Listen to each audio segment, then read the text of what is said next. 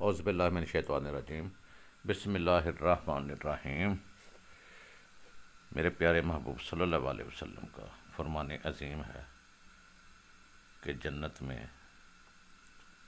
سب کوئی بیوی ملے گی، سب کا نکاح ہوگا، خواہ اس کا دنیا میں نکاح ہوا ہو یا نہ ہوا ہو، جنت میں اس کا نکاح اللہ رب العزت کریں گے۔ کن سے کریں گے؟ یہ اللہ رب العزت یا میرے پیارے محبوب صلی اللہ علیہ وسلم ہی جانتے ہیں۔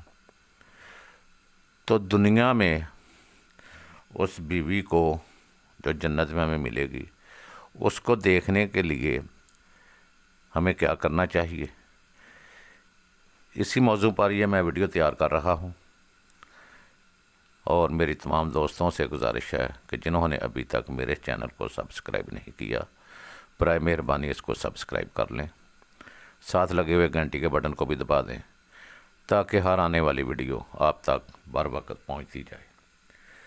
تو آئیے ہم اس بیوی سے کیسے ملاقات کر سکتے ہیں، یہ میں ایک اللہ تعالیٰ کے برگزیدہ ولی حضرت عبداللہ بن زید رحمۃ اللہ علیہ کا آپ کو ایک واقعہ سناتا ہوں۔ ایک عبداللہ بن زید عبدیہ صحابی رسول صلی اللہ علیہ وسلم بھی ہوئے ہیں، لیکن یہ ولی کامل ہیں عبداللہ بن زید رحمۃ اللہ علیہ۔ ان کی میں آپ کو ایک داستان سناتا ہوں، ان کی ایک بات سناتا ہوں، ان کی ایک کہانی سناتا ہوں۔ آپ نے ساری زندگی نکاح نہیں کیا، جوانی گزر گئی، بڑھاپا آ گیا۔ ایک دن بیٹھے ہوئے تھے، حدیث مبارکہ کا مطالعہ کر رہے تھے، اس میں میرے پیارے محبوب صلی اللہ علیہ وسلم نے فرمایا، جس کا مفہوم یہ تھا کہ جنت میں کوئی اکیلا نہیں ہوگا، جو نکاح کی عمر میں نہیں پہنچا، اگر پہنچا بھی تو کسی وجہ سے نکاح نہیں ہوا مگر وہ مسلمان مرا، تو اللہ رب العزت جنت میں اس کا مسلمان عورت سے نکاح کرے گا۔ جب یہ حدیث حضرت عبداللہ بن زید رحمۃ اللہ علیہ نے پڑھی تو دل میں خیال آیا کہ یہاں تو نکاح نہیں کیا، جنت میں تو ہونا ہی ہونا ہے، تو جنت میں میری بیوی کون ہوگی؟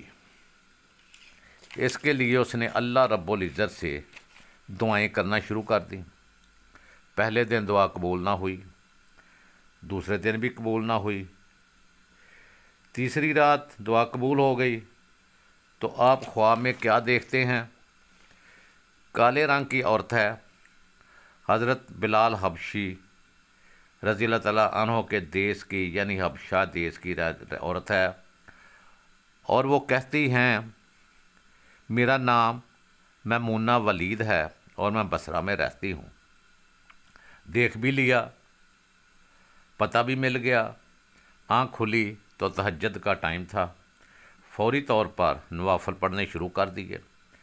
صبح نماز فجر بعد جماعت ادا کی، سواری پر بیٹھ کر حضرت عبداللہ بن زید رحمۃ اللہ علیہ بصرہ کو روانہ ہو گئے۔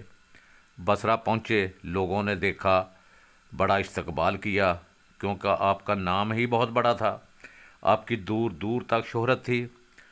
لوگوں نے بٹھایا، پلایا، پھر پوچھا حضرت بتائیے بغیر بتلائے کیسے آنا ہوا، خیر تو ہے؟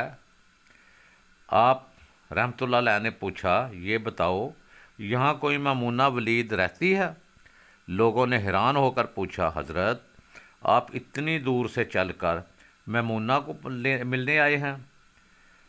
آپ نے فرمایا کیوں، میں اس سے نہیں مل سکتا؟ تو وہ کہنے لگے حضور وہ تو دیوانی ہے، لوگ اسے پتھر مارتے ہیں۔ سرکار نے پوچھا کیوں مارتے ہیں؟ تو لوگوں نے بتایا اگر کوئی رو رہا ہوتا ہے تو وہ ہنسنا شروع کر دیتی ہے، اگر کوئی ہنس رہا ہوتا ہے تو وہ رونا شروع کر دیتی ہے۔ آپ کہنے لگے ٹھیک ہے، وہ کہاں مل سکتی ہے؟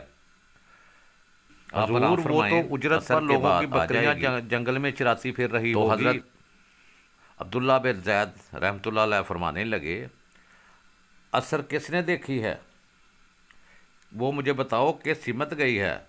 لوگوں نے عرض کی حضور جنگل نہ جائیں، بہت خوفناک جنگل ہے، خونخوار جانور ہیں، آپ کو کوئی نقصان نہ پہنچا دیں۔ تو آپ فرمانے لگے جس جنگل میں میمونہ اور آپ کی بکریاں خیر و عافیت سے واپس آ جاتی ہیں، میں بھی آ جاؤں گا۔ عبداللہ کے دل میں اس کی اور بھی بہت بڑی حسرت بڑھ گئی کہ اتنے خونخوار جنگل میں وہ کیسے بکریاں چراتی ہوگی، اس کو کوئی نقصان نہیں پہنچاتا، نہ اس کی بکریوں کو۔ یقیناً یہ کوئی عمدہ چیز ہے۔ آپ نے فرمایا بتاؤ کس طرف گئی ہے؟ لوگوں نے بتایا تو آپ چل پڑے۔ آپ فرماتے ہیں کہ جب میں جنگل گیا تو واقعہ ہی بہت خوفناک جنگل تھا، جنگلی جانوروں کی بھرمار تھی، قدم قدم پر کوئی نہ کوئی چیز کھڑی تھی۔ آپ فرماتے ہیں میں اس عورت کی مردانگی پر فخر کرتا ہوں، وہ اس جنگل میں کس طرح بکریاں چرا رہی ہوگی۔ شیروں نے اس کی بکریوں کو کھایا نہیں، اتنے درندے ہیں، نہ اس کو نقصان پہنچاتے ہیں نہ اس کی بکریوں کو پہنچاتے ہیں۔ میں ان کے بتائی ہوئی جگہ پر پہنچا تو کیا دیکھتا ہوں، نماز بشا ہے، وہ نوافل پڑھ رہی ہیں۔ میں پریشان ہو کر بکریوں کو دیکھنے لگا کہ بکریوں کو شیر چرا رہے ہیں۔ سبحان اللہ! دو حیران کر دینے والے مناظر میری آنکھوں میں محو گردش تھے۔ ایک تو یہ کہ میمونہ بکریاں نہیں چرا رہی تھی بلکہ جنگل میں جائے نماز بچھا کر نوافل پڑھ رہی تھی۔ بکریاں چرانا تو ایک بہانہ تھا، ایک کنارہ کشی تھی۔ لوگ سمجھتے تھے کہ میمونہ سارا دن بکریاں چراتی ہے۔ دوسرا یہ کہ وہ نماز پڑھ رہی ہے اور بکریاں کون چرا رہا ہے؟ بکریاں تو ایک جگہ رکتی ہی نہیں، کبھی ادھر بھاگتی ہیں کبھی ادھر بھاگتی ہیں۔ تو آپ فرماتے ہیں کہ میمونہ نماز پڑھ رہی ہے اور شیر بکریاں چرا رہے ہیں۔ سبحان اللہ! شیر ان کے ارد گرد گھوم رہے ہیں۔ اگر کوئی بکری بھاگتی ہے کیونکہ اس کی فطرت ہے شرارت کرنا، تو شیر اسے پکڑ کر بغیر کوئی نقصان پہنچائے لا کر بکریوں میں کھڑا کر دیتے ہیں۔ آپ فرماتے ہیں میں حیران و پریشان کھڑا تھا، یہ کیسے ہو گیا؟ فطرت کیسے بدل گئی؟ لوگ تو کہتے ہیں فطرت نہیں بدلتی، یہاں تو گنگا الٹی بہہ رہی ہے۔ یہ شیر اور بکریاں ایک ساتھ دوستانہ ماحول میں رہ رہے ہیں۔ آپ فرماتے ہیں میں حیران و پریشان کھڑا یہ عالم دیکھ رہا تھا۔ مجھے نہیں پتا کہ میمونہ نے کب نماز کو ختم کیا اور مجھے مخاطب کر کے کہنے لگی اے عبداللہ، ملنے کا وعدہ تو جنت میں تھا، اب یہاں آ گئے۔ آپ فرماتے ہیں میں مزید حیران ہو گیا، اس سے پہلے نہ ہماری کوئی ملاقات، تو اس کو میرے نام کا کیسے پتہ چل گیا؟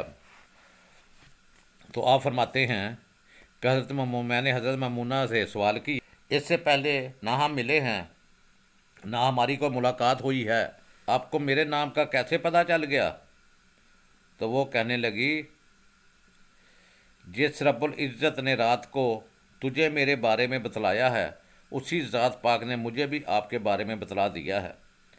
آپ فرماتے ہیں کہ جس چیز نے مجھے سب سے زیادہ حیران و پریشان کیا تھا وہ یہ تھا کہ فطرت کیسے بدل گئی۔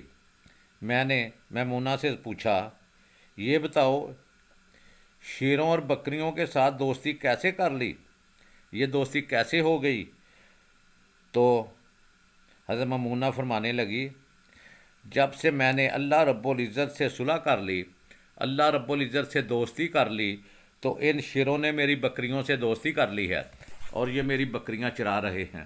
تو میرے بھائی، اللہ رب العزت سے صلح کرنے، اللہ رب العزت سے دوستی کرنے کا نتیجہ یہ ہے کہ خونخوار جانور بھی آپ سے دوستی کریں گے، آپ کی ہر چیز سے دوستی کریں گے، آپ کے جانوروں سے دوستی کریں گے۔